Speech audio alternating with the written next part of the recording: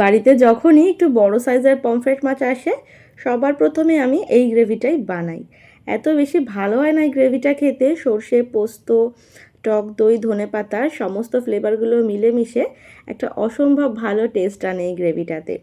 আর একটু বড় সাইজের মাছ দিয়ে রান্না করলে না মাছের ফ্লেভারটাও গ্রেভির মধ্যে ভীষণ ভালো এনহ্যান্স হয়, খেতে অসম্ভব ভালো হয়। তো চলো কথা না বাড়িয়ে রেসিপিটা দেখে নিই। বেশ বড় সাইজের পমফ্রেট মাছ নিয়েছি, মাছটাকে কেটে ধুয়ে জল ঝরিয়ে নিয়েছি। মাছের মাঝখান থেকে একটু কাট লাগিয়ে নিয়েছি, এতে করে মশলাটা ভেতর অবধি পৌঁছবে। এই রান্নার গ্রেভিটা সাদা হবে, সেই কারণেই হলুদ ব্যবহার করব না, শুধু নুন দিয়েই মাছটাকে ম্যারিনেট করে নিয়েছি। এরপর গরম সাদা তেলে মাছগুলোকে ভেজে নেব। একদম ডুবো তেলে আজকে মাছগুলোকে ভেজেছি। পমফ্রেট মাছ ভীষণ নরম হয়, তো এই জন্য আমি কড়া করেই ভেজেছি।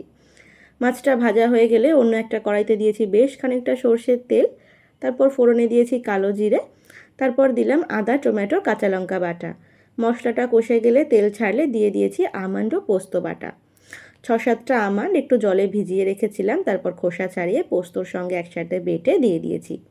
মশলা থেকে তেল ছাড়লে দিয়ে দিলাম 2 চামচ জল ঝরানো টক দই, বড় চামচের 2 চামচ টক দই দিয়েছি।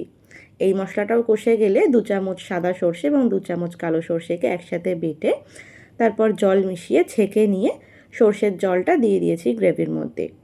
তারপর খুব ভালোভাবে নেড়ে চেড়ে মাছগুলোকে গ্রেভির মধ্যে দিয়ে উপর থেকে ধনেপাতা কুচি দিলাম, একটু চিনি দিয়েছি, দিয়ে মাছগুলোকে ঝোলের মধ্যে ভালোভাবে ডুবিয়ে দিয়ে ঢাকা চাপা দিয়ে লো ফ্লেমে 4-5 মিনিট রান্না করে নিয়েছি।